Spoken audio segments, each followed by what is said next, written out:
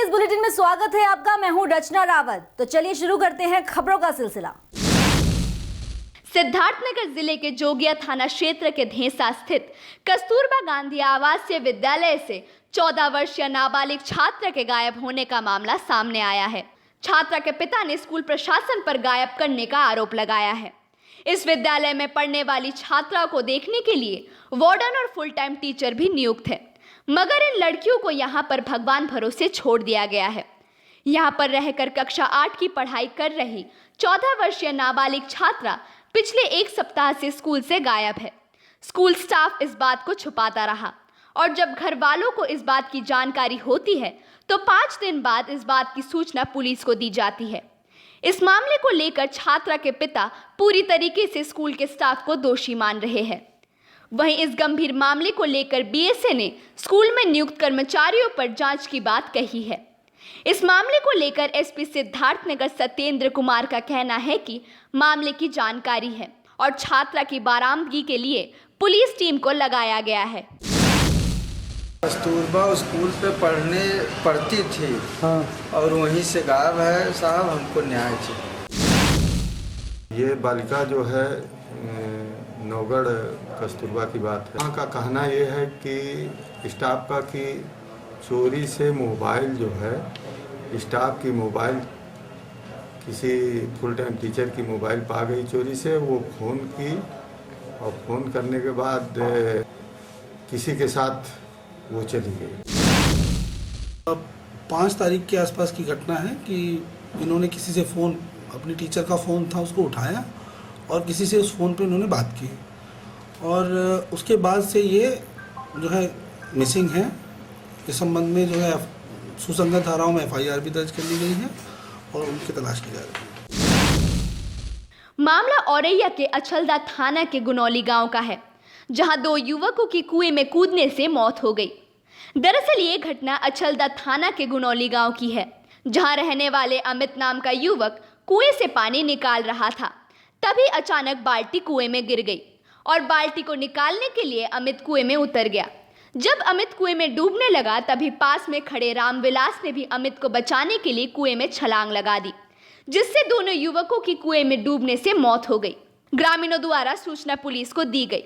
तभी एसडीएम सहित पुलिस अधिकारी मौके पर पहुंच गए और शवों को पोस्टमार्टम के लिए भेज दिया। पहले कुएं से पानी भर रहा था, वो अचानक बाल्टी गिर गई, उसको निकालने गया तो नहीं निकल पाया, तो दूसरा उसको देख रहा था तो वो बचाने गया, वो दोनों डूब गए। गांव वालों कह रहा है जिसमें जहरीली गैस है कुएं में। नहीं, अभी तो ऐसा कुछ वो नहीं है, लेकिन फिर भी हम इसका परीक्षण करा लेंगे, क्योंकि ये बताते हैं पहले भी इस्तेमाल होता रहा है और ये घरेलू यूज में भी करते, पानी वानी भी पीते हैं, लेकिन फिर भी हम इसकी परीक्षण करा लेंगे अगर इसके बाद। महिलाओं के साथ हो रहे अपराध के नियंत्रण को लेकर प्रदेश की योगी सरकार द्वारा कई अहम कदम उठाए जा रहे हैं। मामला हमीरपुर जिले के राजकीय बालिका विद्यालय का है, जहां पुलिस द्वारा एक संगोष्ठी करके बालिकाओं को जागरूक करने का काम किया गया, जिसमें महिलाओं के साथ हो रहे अपराध पर नियंत्रण हेतु सरकार द्वारा चलाई गई योजना की जानकारी दी गई। उत्तर प्रदेश सरकार ने अभी हाल में ही एंटी रोमियो का गठन किया है, जिसमें विद्यालय जाने वाली बालिकाओं के साथ व राहगीर में बालिकाओं के साथ शौहरों द्वारा की जाने वाली छेड़खानी में नियंत्रण किया जा रहा है। इसके अलावा 1090 में भी बालिकाएं फोन करके पुलिस का सहारा ले सकती है। इस कार्यक्रम की जानकारी सीओ सदर वैभव पांडे द्वारा दी गई, जिसमें विद्यालय के स्टाफ सहित बालिकाएं उपस्थित रही। पुलिस कप्तान महोदय ने जो कार्य योजना बनाई है उसको लेकर आज कोतवाली पुलिस द्वारा जीजीआईसी कॉलेज थाना कोतवाली में हम लोगों ने एक कार्यक्रम रखा था। इसके तहत हम लोगों ने यहाँ की छात्राओं को छेड़खानी के बारे में, छेड़खानी के क्या क्या स्वरूप हो सकते हैं उसके बारे में बताया और उसके क्या समाधान हम लोग लेके आए हैं उसके बारे में चीज़ें बताई गई। जैसा कि उनको बताया गया कि थाना कोतवाली में एक महिला हेल्प डेस्क है जो कि 24 घंटे कार्य कर रही है। एक एंटी रोमियो स्क्वाड बना हुआ है जिसकी हेड एसआई सुविधा यादव जी हैं, उनका नंबर दिया गया और समस्त जो कानूनी प्रावधान जो स्थापित है उनके बारे में उनको बताया गया। प्रशासन का एक और नया कारनामा, 1 दर्जन बिना नंबर की बाइकों के साथ 3 गिरफ्तार। हाल ही में पुलिस ने किया अंतरप्रांतीय चोर गैंग का पर्दाफाश। गैंग के 3 सदस्य अभी भी फरार। पुलिस ने 12 बाइक बरामद कर किया मामले का खुलासा।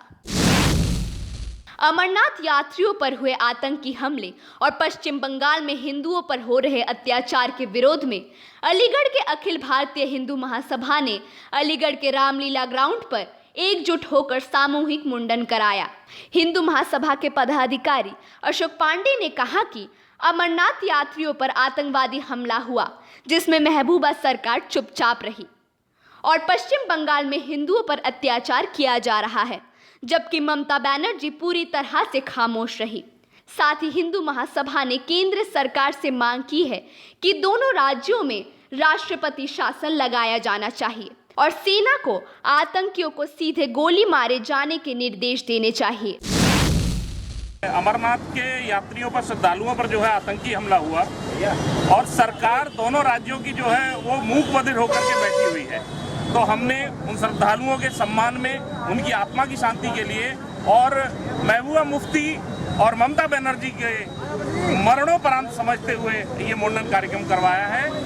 और सरकार से मांग है मेरी, केंद्र सरकार से, कि इन दोनों राज्यों की सरकारों को बर्खास्त कर वहाँ पर राष्ट्रपति शासन लगाए और सेना को सीधे आदेश दे, चाहे वो महबूबा मुफ्ती ही क्यों ना हो, सीधे गोली मारने के आदेश सेना को दिए जाए सरकार की तरफ से। पूरा मामला मिर्जापुर का है, जहां विंध्याचल पुलिस ने किया सनसनीखेज हत्या का खुलासा। बंगाली चौराहे पर मिली थी मनोज की लाश। जीजा कर रहा था साले की पत्नी के साथ छेड़छाड़। पहले से ही जीजा की बहन से अनबन, जिसके चलते साले ने जीजा की हत्या कर दी। एसपी ने किया मामले का खुलासा। उत्तर प्रदेश में बुलंद होते बदमाशों के हौसले। जी हां, मामला हाथरस का है, जहां बाइक सवार बदमाशों ने हथियारों के बल पर एडीओ रामगोपाल उपाध्याय से बीती देर रात तमंचे के बल पर की 1,52,000 की लूट। एडीओ देर रात जिला अधिकारी आवास से विभागीय मीटिंग समाप्त करके अपने घर वापस लौट रहे थे, तभी वहां घात लगाए बैठे बदमाशों ने एडीओ रामगोपाल उपाध्याय को अपना निशाना बनाते हुए रुपए लेकर फरार हो गए। ये घटना देखिए, कल रात में उन्होंने एक सूचना दी थी थाने में आकर के, जो कल उन्होंने सूचना दी थी और आज जो बता रहे हैं दोनों में अंतर है। तो वो प्रथम दृष्टया वो सस्पिशियस मामला लग रहा है कि वो 1:30 बजे वहाँ क्यों जा रहे हैं। उनके जो स्टेटमेंट है उसमें कंसिस्टेंसी नहीं है, लेकिन फिर भी उनकी उनसे तहरीर जो दिए हैं वो तहरीर पर मुकदमा हमने पंजीकृत कर लिया है। उसमें विवेचना की जा रही है। विवेचना में जब तक सामने आए तो आपको अलग समझ आएगी। अमरनाथ यात्रियों पर हमला होने से हर जगह लोग क्रोधित हैं और इसका विरोध करते दिख रहे हैं। बांदा में भी बजरंग दल के कार्यकर्ताओं ने आक्रोशित होकर प्रदर्शन किया और आतंकवाद का पुतला फूंका। साथ ही पाकिस्तान मुर्दाबाद के नारे लगाए और प्रदर्शन कर नारेबाजी भी की। साथ ही कहा कि इस घटना का दोषी पाकिस्तान है और कहा इसके लिए प्रधानमंत्री मोदी को मुंह तोड़ जवाब देना चाहिए और अगर वो सक्षम ना हो तो बजरंग दल के कार्यकर्ता मुंह तोड़ जवाब देने के लिए तैयार है। आतंकवाद का पुतला फूंका है। अमरनाथ यात्रा पे गए हुए हमारे शिव भक्तों पर लसन से गोली हत्याकांड हुआ है। इससे हमारी भावनाएं आहत हुई हैं। इससे संबंधित ज्ञापन हम एक पुतला फूके हैं आतंकवाद का, पाकिस्तान का, और हम डीएम साहब के यहाँ जाकर के राष्ट्रपति महोदय के नाम पर एक ज्ञापन देने जा रहे हैं, जिसमें हमारी मांगे हैं उनको तत्काल सुलझाया जाए। पाकिस्तान जिस तरह की हरकतें कर रहा है, आतंकवाद को बढ़ावा देकर हमारे शिव भक्तों की हत्या कराई गई है और बसों में ऐसे इस तरह के आतंकवाद से हमारे भारत सरकार से हमारा अनुरोध है कि उन आतंकवादियों को मुंह तोड़ जवाब दिया जाए और अगर उनका बस नहीं चलता तो हमारे लोगों को कहा जाए तो हम लोग जाके बॉर्डर में लड़ने को तैयार हैं। हम बजरंग दल के लोग देश के लिए मरने मिटने को तैयार हैं। लिहाजा हम चाहते हैं कि भारत सरकार ये काम करे। इस बुलेटिन में फिलहाल इतना ही। आप बने रहें इंडिया क्राइम के साथ। नमस्कार।